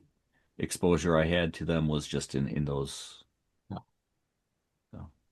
and there's the other interesting thing about reading them is they really, even though they're not biologically related, they see themselves as a family all the time. And that is what the motivation that really drives everything they do, is this sense of we're a family. We care for each other. It doesn't matter if I'm putting myself in danger. It's for people I care about and I love. So they then go out of their way to do things just because of that. Yeah. All right. So you talked about some forever people who are young. Now I'm talking about some people who are forever young. Archie and the gang are are crossing over with Army of Darkness. the Army of Darkness. So here we go. It's a teenage nightmare. There's a certain man named Ash. You may have heard of him, who is doomed to battle against the forces of evil over and over again, whether he likes it or not. No matter where he goes, the cycle of violence always repeats itself until the day that he arrives in the picturesque town of Riverdale. This supernaturally wholesome community seems to break the curse that has plagued Ash ever since he first encountered its otherworldly evil all those years ago. Or rather, the curse was broken until an over-curious teenager named Archie finds a copy of the Necronomicon Ex Mortis and reads a portion of it aloud, summoning the horrifying Deadites once again. Now Ash and the good townsfolk of Riverdale must hold back the undead hordes long enough for Archie to undo what he's unwittingly done. Otherwise, this keeps going on. Otherwise, an army of darkness will roll over Riverdale and destroy everything and everyone in its path. And that's just not going to happen on Ashley J. Williams's watch. This comic is done by Eric Burnham, Bill Galvin, Ben Galvin, Ellie Wright, Carlos M. Mangual, and Matt Idelson. Whew. Okay. Now, this is a comic I can guarantee would have been on the pull list of our late friend Kirby. Not only loving Archie comics, but also the Evil Dead world with Ash and Army of Darkness. So the fact that this crossover exists is just a crazy concept in itself, and something that I know he would have probably bought multiple covers of. I convinced myself just to get one, Robert Hack's cover. Robert Hack, who's worked a lot with the Archie horror stuff, a lot with the Chilling Adventures of Sabrina. So, anyways, this is Archie and the Army of Darkness. Now, last time I talked about a crazy crossover that I thought would never exist, even more so than this one, was when Archie crossed over with Jay and Silent Bob. Now, when you compare the two franchises, this makes more sense for Archie to do than the Jay and Silent Bob world. That Jay and Silent Bob world, while it was an excellent comic, it was very well done. Meaning it leaned into the world of the Kevin Smith and the type of language and references and such. I remember one of the criticisms, which was understandable. I didn't find any problem with it because, I'm fine with it. But when you had the Jay and Silent Bob crossover, they still had the classic Archie house style. Now, they've done realistic versions for the horror lines and things like that. So it was a little shocking that you flip that Jay and Silent Bob book and you go through it, and while it looks wholesome and fun and goofy, the word balloons are not. They're the exact opposite when it comes to the kind of humor you would expect from the View Askewniverse. So I didn't see any interior art prior to this. So once again, we fell down that rabbit hole of getting a Army of Darkness crossover, but once again, classic Archie House style. Now, it leans into the horror elements, which still fits in. Language-wise, it's not vulgar or anything like that, but there are some graphic scenes. It's not graphic enough for YouTube, but for the YouTube audience looking, while it has the house style, it does still lean into the horror elements here, as you have something that you wouldn't really see in an Archie House style classic story. That would all be off panel. So it just gets crazier and crazier as we go on. So I'm just warning everyone ahead of time for those that maybe had that, disassociation with this style attached to a more mature storyline. This is also much like the Jay and Silent Bob. So, having said all this, if you are unfamiliar with the Army of Darkness world, I've been trying to think about if this title is, if you can enjoy this title without knowing anything about it. I think it does a good job because it sets it up in a world that we are at. Reggie Mantle, who is not one of the nicer characters. He's kind of the bully character, and he's the kind of character that, if an artist friend was like drawing sketch cards and randomly sending them, you probably wouldn't want to pull Reggie in your sketch card, David. Reference. Reggie's this character that he has this, he's kind of inherited or got access to this lake house, and they're all having this big party, and they're kind of roaming around, and he's talking about how he's going to get rid of all the books that are in this lake house, and he can't wait. I think he wants to fill it with like maybe stereo systems or something like that. But we see a scene that when he's talking about that is that the bookcase opens and they go down into the basement, and that amongst other books is where they find the Necronomicon. So there it is. There's the book in the Archie style, and it doesn't take too long until Archie reads from the book, and there they are. They're all hovered over it, and Archie is reading aloud. Let's see here. I was going to see if he has the quotes here. He goes, "Oh, what's this? Klaatu Barada." I can't make out the last word. Narbo. And then there's a rumble, and they're thinking that earthquake is happening. And what they find out is that they're kind of opening the world up to these the Deadite characters that are coming out of the Army of Darkness world. And so far, when you read this, you don't need to know any of that lore, just because, all right, you found a creepy book, you said something weird enchantment thing, and now zombies and skeletons and stuff are coming through. So I think it's still very approachable for someone that has no idea what this world is. If anything, it's going to get them inspired. Now, this is all to check out those movies. So while they're here, we also cut over to a brand new location that's opening up in Riverdale, a new location for S-Mart. S-Mart and their new recruit. Here he is. Of course. Yes. So Ash himself is there with his new hand. Bruce Campbell himself is the new employee at this new location, and Archie decides to get a job there himself. So this is all I'm going to kind of set up just to kind of as a tease. This story is kind of done in an interesting structure where we saw that monster and mayhem and all that kind of stuff. It leads you in with all that creepy action, and then it backpedals a little bit to get some of the backstory and meeting Ash and those characters. But it does not waste time to get into kind of talking about Ash's backstory. So once again, I still think this is. I think it's cool enough that if nobody has any idea what this is, that they're getting enough context, and maybe by the end of it, they're going to binge some very fun movies. But this will be the last thing I show, is because we do get a little backstory of kind of, Ash and the chainsaw and just all that stuff. So, yeah, so Archie has done it again. I've been through them, through their Sharknado crossovers, their Predator crossovers, all the zombie stuff going on. The Batman. Vampires and werewolves. Yep. They've met up with Batman and Robin and Wonder Woman. They've done all this stuff, and it always works. It's always done it always works for me, I should say. It's a lot of fun. If anything, once I'm done reading this miniseries, it's just issue number one of, let's say, 5 or 6. I don't know how long it's going.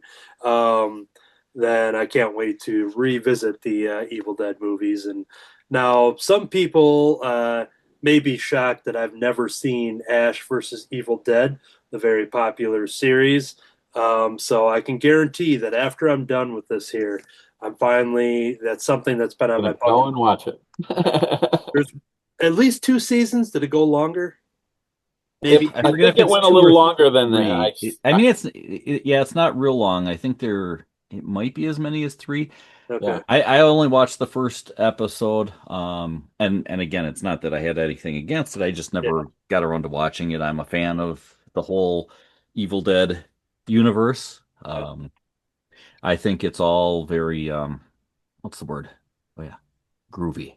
Groovy. But I saw most of Ash versus Evil Dead, if not all of it. I'm not sure I remember the whole ending. It was really neat when they brought in the character that Lucy Lawless plays. So that's the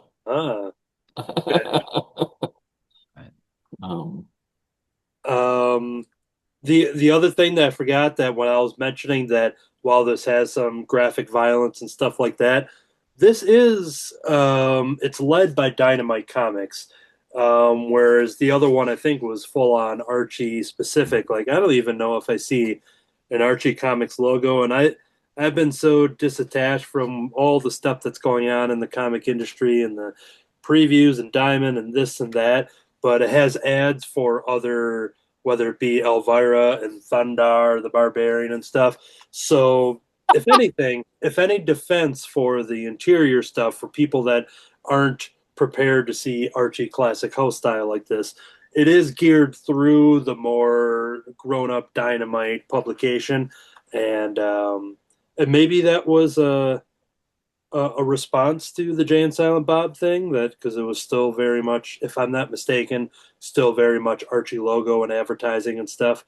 But anyways, just wanted to throw that out there, that it is led by Dynamite Comics, and as far as I'm concerned, done solely by Dynamite, but with Archie artists and stuff. So yeah. Dynamite, of course, being the ones who publish all the Army of Darkness stuff. Yeah. And I was just thinking about that. I don't know if I really see any Evil Dead name stuff. I think it's all under Army of Darkness, and I'm guessing that's rights, because there's the whole thing with that whole universe. Like Sam Raimi did not have the rights for the stuff from the first Evil Dead movie. I think that kind of came into play where they kind of redid and retold the story as kind of the first part of Evil Dead 2. And then they didn't have rights to that, and ended up doing the third movie as Army of Darkness rather than Evil Dead 3. Ash versus the Evil Dead, they didn't have the rights to use Army of Darkness, so they kind of left out the Army of Darkness stuff. I think there's some references to it, and I think there's some rights changing hands during that thing where it allowed them to make a little bit more reference to it. But yeah, that whole series has the problem of, this place has the rights for this, and this place has the rights to that. So continuity stretches a little thin sometimes. Yeah, I look at every Evil Dead related thing as being like a multiverse. Almost like every time you see it, you're seeing a slightly different universe. It's not exactly the same. It's not it's not directly from that. Evil Dead 2, there's some changes in the backstory. So you feel like, it's not exactly a continuation of that. It's a parallel universe kind of thing. And I should mention, this does take place after the events of Army of Darkness, as far as, just storyline wise, it feels like it's a sequel in that way. And then for any Archie fans who were wondering, because I didn't mention him, but yes, Jughead does eat burgers in this issue, so that's still a staple. So it's complete. So there we go. A book that I wish Kirby had the chance to read because it is a wild ride and he would have loved it. This is Archie X, The Army of Darkness, #1. Thanks. All right, we have one more title in the weekly review, so we're jumping over to Dr. Kurtzstad with this final chapter of this Pillar trilogy. 3 of the Fourth World is my favorite. Mr. Miracle. Interestingly enough, what you had was, and I had never looked at the whole Fourth World before. And it's interesting what you have in New Gods, which is really kind of the beginning point of it. It's really the story of Orion, the child who got sent from Apocalypse to New Genesis. The last piece, Mr. Miracle, is the story of Scott Free, who got sent from New Genesis to Apocalypse. And what we have is that the story starts with, we see this guy dressed in the typical Mr. Miracle costume who's performing escapes and getting out of things. The problem is, if you look in the last frame, it's not Scott Free. We have a person who is a human who does escape artist stuff, and he is Mr. Miracle. But as we go through the first part, we have people who attack Mr. Miracle, the person who's helping him, and the guy who is just there kind of watching. And Mr. Miracle gets killed. Or not killed, but roughed up. He's ready to get out of being Mr. Miracle now. And this guy who was standing there says, well, I can do this. So they put him in chains to kind of test him out. Boom. Chains just kind of fall away. And this is Scott Free, who has come to Earth and now is going to take on the role of Mr. Miracle, the great escape artist. Now, what they'll do is, this is a place where they started the story one way, but we will get backstory as we move along that tells us who Scott Free is. And what we'll find out is that Scott Free on Apocalypse, they treated him like about as bad as you could, trying to break him, make him a kind of person who is just like all the other people who are on Apocalypse, cruel and violent. But Scott resists. He refuses to do that, and he's constantly escaping. He's constantly getting out of the compounds they have him in. He drives, and I haven't talked about this character much, but you'll find this character in the story, Granny Goodness, who runs kind of the orphanage where Scott goes and trains all these people to become the cruel soldiers of Darkseid. But Scott's always escaping. Scott's always getting out. And finally, he escapes totally and goes to Earth. And so Scott's here. And what then the Mr. Miracle series is people from Apocalypse keep showing up, kind of lieutenants of Darkseid, who then put Mr. Miracle, Scott Free, into these death traps of various kinds, and Scott always escapes. They use his friends and those who are close to him to lure him into these traps, and he escapes. He's just continually, and at first you might go, well, why are they, because Scott's not engaging in the battle between New Genesis and Apocalypse. He's just trying to live his life on Earth, but he keeps getting sucked in. But in Darkseid's calculations, Scott Free is the symbol of someone who couldn't be broken, the symbol of someone who couldn't be controlled, someone who escaped from his clutches. And so he has to destroy this symbol of being able to be free of it. And he fails over and over and over again. And finally we get that, and I'm not going to give away a lot of it, because I think Mr. Miracle is the most fun to read of the three main pillars of the Fourth World. He begins to draw in other allies, people who are from Apocalypse come and join him. One will eventually, down the road, become his wife, long beyond Jack Kirby's writing of this story, because Mr. Miracle is the one element of, I think, the fourth world that keeps getting its own book over and over again. The other elements show up now a lot in DC. It's the fourth world has, I think, permeated DC in all kinds of ways.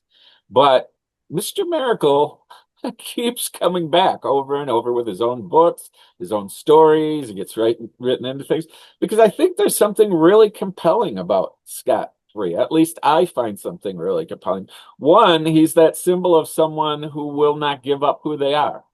They refuse to give up their identity no matter what anyone does or tries to do them. And two, there's something fascinating to me about someone whose only real power is you can escape from everything.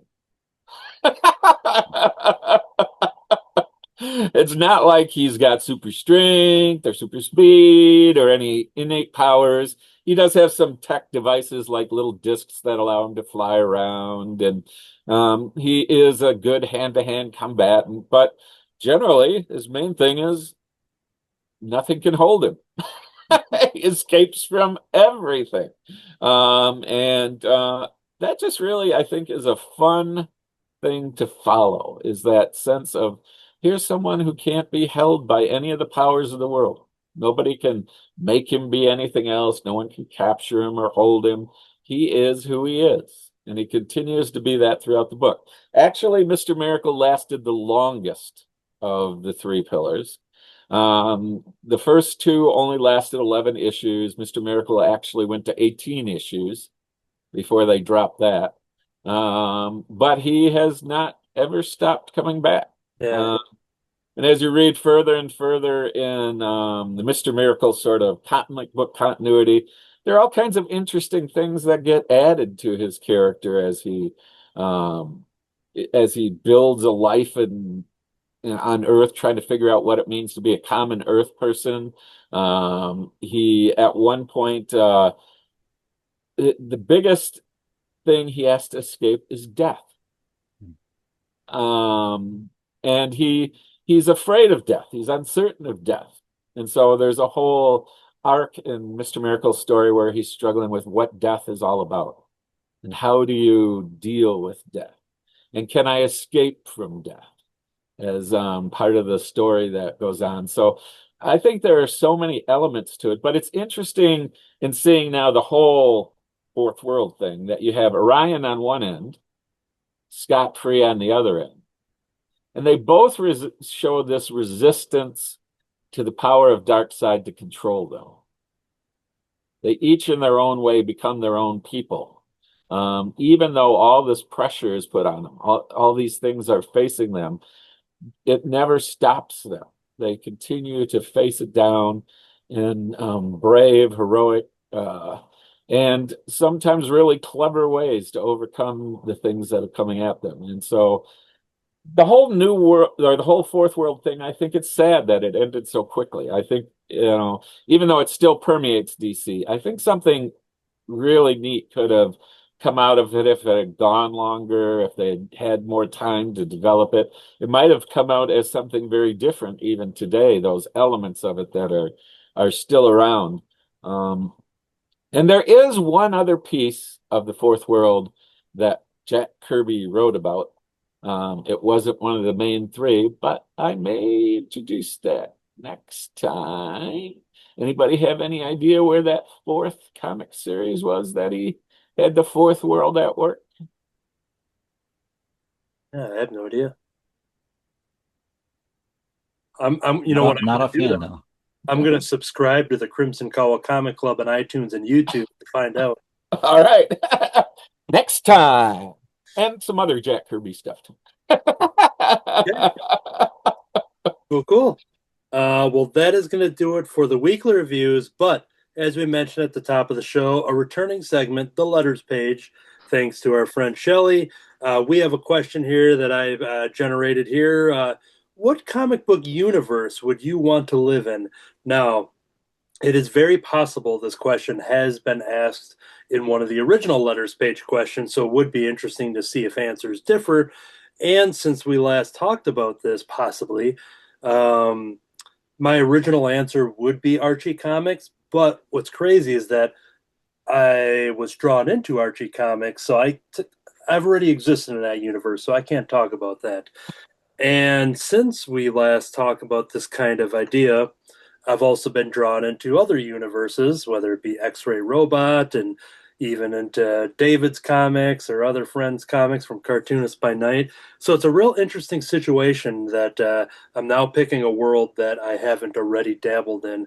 And I want to think of something that, if I'm dealing with the big superhero stuff, there's always going to be these big dangers and threats. And I don't know enough about the DC Universe citizens to see how they react to certain things. But I know the Marvels, sometimes they just get annoyed when the stuff is happening on the streets of New York because they just got to get to the next, even when there's like a movie filming in our actual life, they don't care what's going on. They got to get from point A to point B. And they almost seem to react like that sometimes in the comics, where it's just like, oh yeah, there's Spider-Man again, like, oh yeah, there's, Doctor Doom is taking over. I got an appointment uptown, and so I'm trying to think of like a safe version of the Marvel universe, and if I can dumb it down to the Jeff the Land Shark, the way he sees the world, and like it means I lose my voice because most of the people don't talk in those books. But I'm fine with that. It's not good for podcasting, but I like the how some of the villains are treated, are presented on a. The heroes and villains are kind of on the same turf where they all have these pets and stuff like that, and they're not really that villainous. The villains aren't in those Jeff stories; they're just kind of normal everyday people walking by. So I think living in a world where all of these pets seem to kind of rule the world and be the focus of the story, and I just get to be in the sidelines here and not too big of threats. Jeff the Landshark doesn't get into a lot of crazy stuff that's going to be world ending. All of his stuff is just him maybe trying to get a snack or take a swim or something like that. So I feel if I'm looking for something in a big superhero world where I'm going to feel safe, I think I'm protected behind all of the animals that are in the Jeff the Land Shark version of stories. So that's my take on that one there. Jump over to David. Do you have an answer? Yeah, I think so. I was thinking about it, and it's tough because I'm not sure that there's really any comic book universes where I really would want to live. Yeah.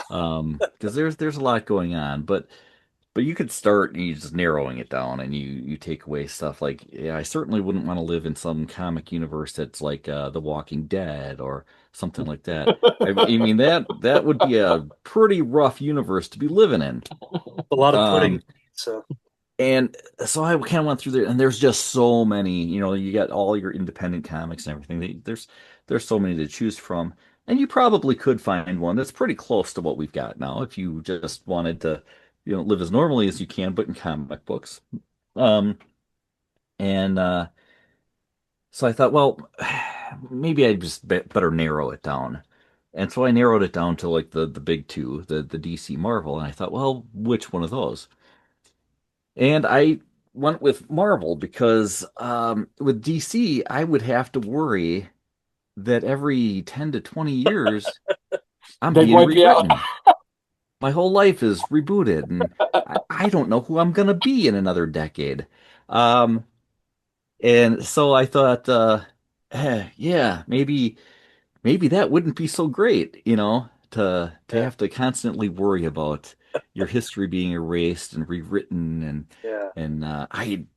would never know what my origin story was. I couldn't keep it straight. Now So I thought, now well, the younger version of you is alongside the older version of you. but that could happen. And I don't know if that would be a good thing either. So I thought, well, Marvel's a lot more consistent there. I don't think I'd have to be worried about my life being completely rebooted. Certainly not multiple times. There might be a few things that get retconned into my life. Um, but maybe that wouldn't be so bad. Now, I don't know if I'd want to be living in New York or someplace like that in Marvel. I wouldn't feel very safe. But I thought, you know what? If I lived in West Bend, Wisconsin in the Marvel universe, I feel like things could be pretty much like the life I've got now, and why would I want to change it? So that might be a good. I mean, I might have to worry about the fallout from a nearby, like Great Lakes Avengers shenanigans or something going on. I'm gonna say you're Uh, pretty close to Flatman in Milwaukee, so but in general, I think that I would live in a pretty interesting world, but still could be pretty safe from the major events that are going on in it. So hey, so I kind of narrowed it down to Marvel. I think I would go to Marvel. And that is by no means saying that Marvel is my favorite universe. Just if I had to live in one, yeah. I probably would take that over DC for those reasons. Yeah, there was a line, trying to think if it was one of the Arrowverse shows, and maybe during their big, huge crossover thing where somebody in the city maybe said something like, oh, like, what? Like, why did we move to Gotham or something? Or like, why did we move to, like, they comment on the fact of, like, oh, why did we move here? Like, because of the reasons of New York and everything. But yeah. Right.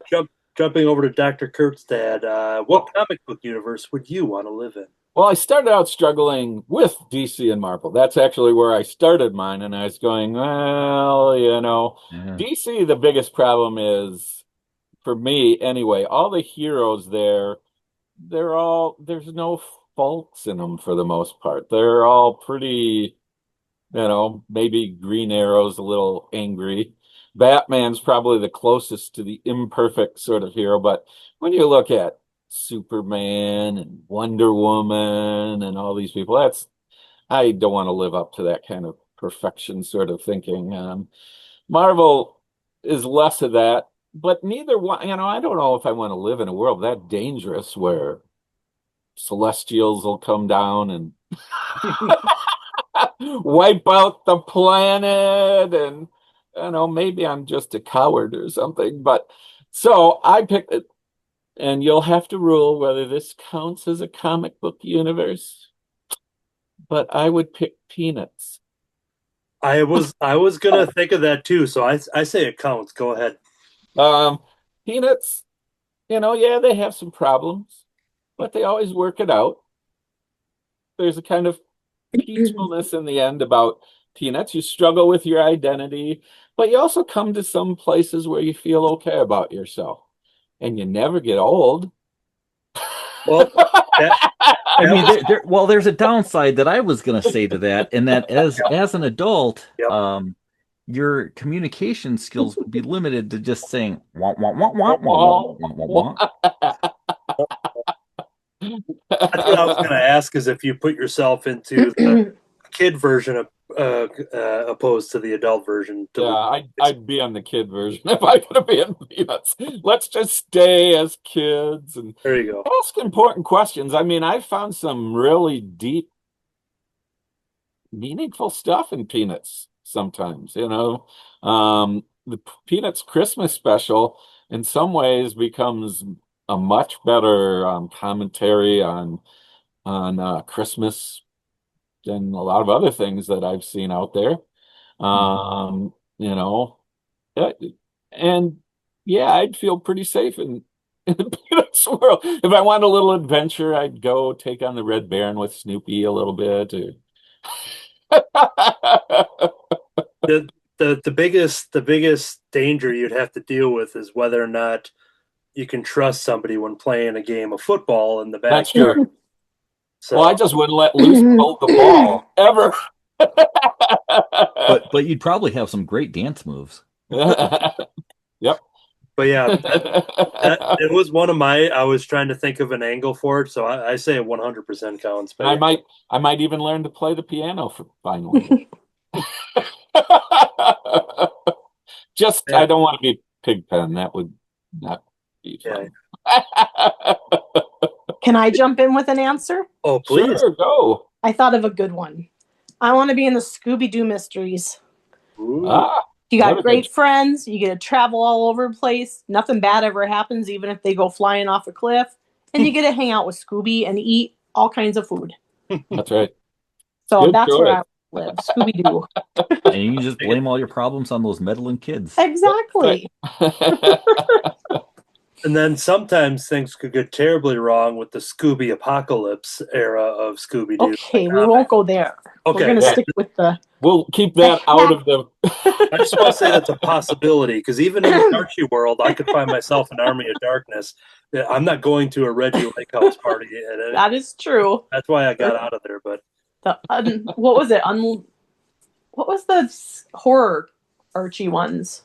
Afterlife with Archie. Yeah. And also they had the one with vampires with Veronica and Vampironica, Jughead. Oh, yep. yeah. That's why I had to rule it out, because I'm like, you know what? It could be all, you may think it's all like ice cream and soda pops over at Pops all day long, but then all one bad turn and then their whole world's a crossovers. Well, I actually did watch an old episode of this, and with this question, Anthony. Is that right? And you did pick Archie. Did I? To be in that world. So, and what's great is that I lived up to that answer, because I literally, for those that don't know, I've been drawn into a panel of Archie comics. So sometimes your dreams can come true. I'm pretty sure I had David's answer on that one. I went with Marvel. The Peanuts is a good one. Yeah, definitely. Hang out with Snoopy all the time. Yep. There we go. Now I'm curious my answer and why, But we're just jumping from universes, over a period of time. Right. Good. Well, in Marvel world, you could just go from Universe 213 to Universe. That's true. Pick out a safer universe. Just go to It is getting easier to stay the away. noir universe. As a runner-up, I was going to say, within the Marvel Universe, I was going to do specifically the Strange Academy, where all of the teachers are like your Scarlet Witches and Doc Voodoo and things like that. But specifically because, I think school would have been, I would have enjoyed school much more. I appreciate it now as an adult, teachers are awesome, blah, blah, blah. But I'm saying, if my teacher was Man-Thing, like in Strange Academy, that'd have been so cool just to have a swamp monster as a teacher. So that was a backup answer, but also that's putting myself right into the danger of being at a magic school in Marvel. So that's why I'm hanging out with at the beach with Jeff the Land Shark. There we go. Yeah, I'd be running a comic book club at the Strange Academy. I thought maybe you'd pick one of Art Balthazar's worlds. See, I thought about that too, and if there's a comic that he publishes down the road, I may or may not already be in that universe. Okay. I might just create my own universe to live in. There you go. So there we go. I think that was an excellent return to the letters page. I think we'll see more of that because it might be I don't know, is this the audio debut of Shelley as far as a contributor, maybe? Yeah, except for just background laughing and stuff. So I think that was a pivotal moment, and I think it was well worth the journey, especially revisiting it. But the letters page will return. All right. But we got to close out this episode real quick. Plugs, crimsoncowlcomics for info and original web comics, as well as David's spec comic strips that you can read some of those over at crimsoncowlcomics.com. If you want to order the comic books there from Crimson Cowl Media, crimsoncowlcomics@gmail.com. Subscribe to the audio version, Crimson Cowl Comic Club, over on iTunes. Subscribe, rate, and review to help the show. If you want the full video version and you get some glimpses of Lemmy the cat, then jump over to Crimson Cowl Comic Club over on YouTube. Once again, subscribe, ring the bell, all of that fun stuff. I have my own comics, Rice Christopher. You can reach out to me. I've got art accounts, Anthony Laatsch, Laatsch, over on Facebook and Instagram. I host Cartoonist by Night. We have over 70 episodes. A couple are in the can. We have a lot of great stuff, a lot of new guests, and some returning guests to catch up with. Then we're always advertising our friend Kirby, his channel Under the Cowl of MS, to go back and looking at his stories and talking about his life and unboxings and art and all of that stuff, a lot of stuff that he left behind for us to consume. Under the Cowl of MS. that is going to do it for this episode.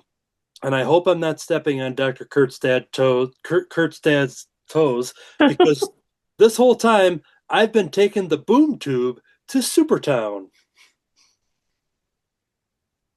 I've been revisiting old friends. I've been trying to do Houdini's water escape. To be continued. Everybody take care, and we will talk to you again soon. Thanks. Bye.